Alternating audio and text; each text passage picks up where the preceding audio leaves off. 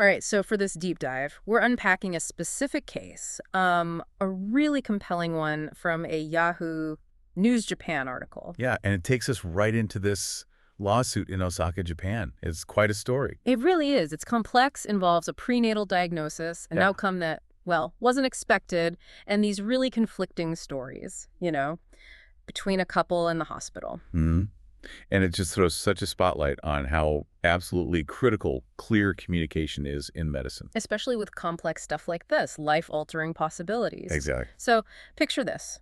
You've got a couple, they're in their 30s, going through a pregnancy, and then after the birth, their child is diagnosed with Down syndrome. Right, but they believed, based on earlier information, that there were no abnormalities. Yeah, it's a tough situation. Right. And it makes us really look at how information gets passed along and how it's understood in these really high-stakes moments. Definitely. Okay, so let's get into the case itself. The couple here, they're Australians in their 30s. And the article mentions the wife was 36 during the pregnancy. Right, and it uses that specific term, ahusha. Yeah, which translates to advanced maternal age.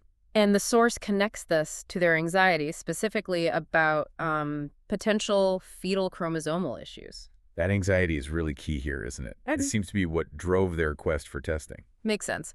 So they started their hospital visits pretty early, around 13 weeks gestation. Then fast forward a bit to 17 weeks. This seems like a crucial point. The wife asks the doctor about testing for fetal abnormalities. And the article gives the phrase she supposedly used, which means, can we test for fetal abnormalities? Right. Exactly. So the hospital's first response, according to the report, was to suggest a precise ultrasound. Okay, a detailed scan. And they scheduled that for the next week, so at 18 weeks. Now, during that 18-week scan, the wife mentions she specifically brought up her anxiety about Down syndrome again, this time to the person doing the ultrasound. Right, examining physician. And here's the really critical part of the couple's story. They claim that physician told her, based on that scan, well, the quote is, no witcheras. Which translates roughly to, No abnormality found and no features of Down syndrome. wow, okay. But then, after the baby was born... The diagnosis was Down syndrome. Yes.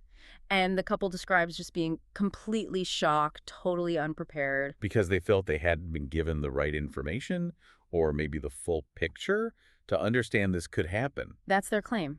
Yeah. That they didn't get the explanations needed to know about this possibility and, prepare themselves for welcoming a child with Down syndrome. And that lack of preparation, that's the foundation of their lawsuit. Okay, so understanding this really means we need to understand the tests involved. Absolutely. And crucially, the timing. When these tests were done. Right. Let's get into that. The source mentions two kinds of ultrasound.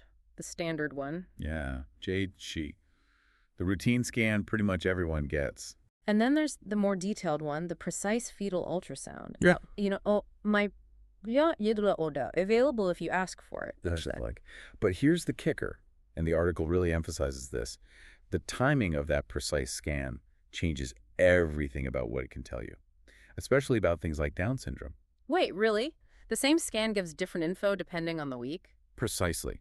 If you do that detailed ultrasound early, say between 11 and 13 weeks, Okay. it can calculate the probability of chromosomal issues. It looks for specific markers like neck translucency, that fluid behind the neck, a turd on. I've heard of that. So early on, it's about risk assessment based on physical signs. Right, probability. But, and this is so important for this case later on, like at 17 or 18 weeks when this couple had their scan, Yeah. the purpose of that same precise ultrasound shifts. It's mainly looking for physical shape abnormalities then. Face, limbs, organs, that kind of thing. Okay, so structural issues. Yes.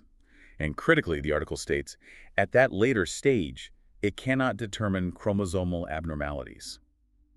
Chromosomal abnormalities can't be known from it then. Wow. Okay, that is a massive difference.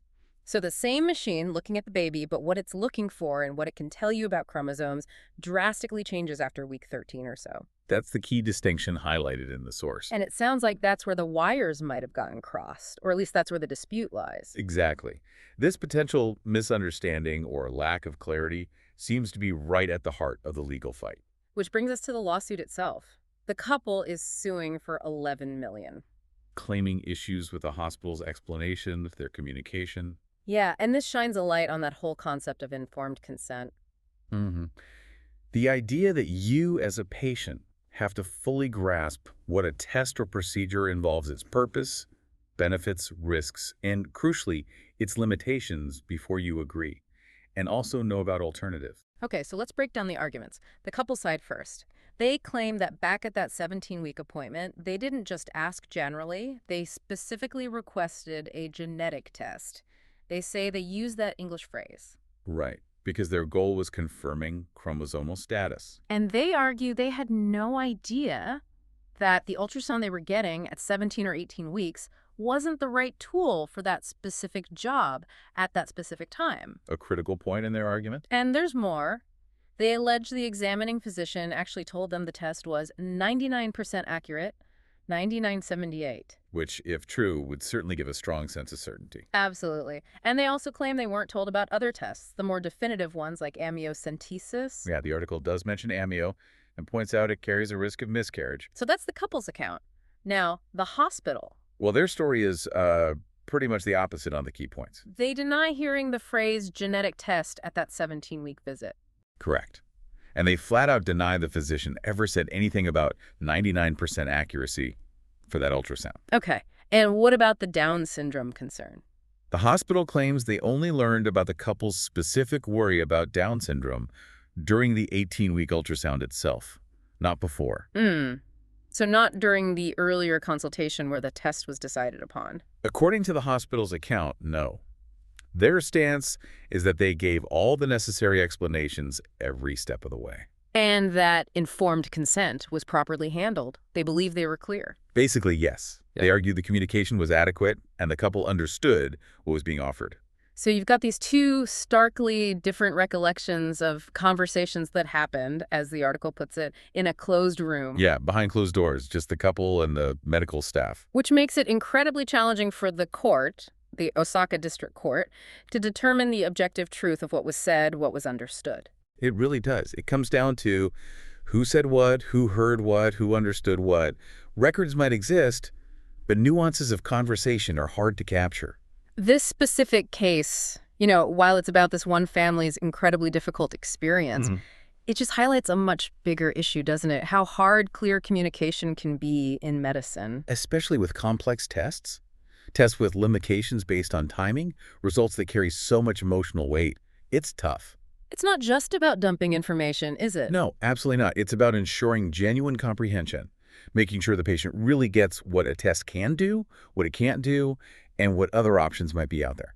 So thinking about this case for you listening, what does it bring up? It definitely makes you consider the hurdles patients face trying to absorb all this technical, often stressful medical info. Yeah, and you have to ask, what's the responsibility on the healthcare side? How do providers make absolutely sure that critical details like a test's limitations, depending on when it's done, aren't just mentioned, but truly land, truly understood? It really pushes us to think about what it means to be fully informed, when you're making these incredibly personal, often very complex medical choices, something to really mull over.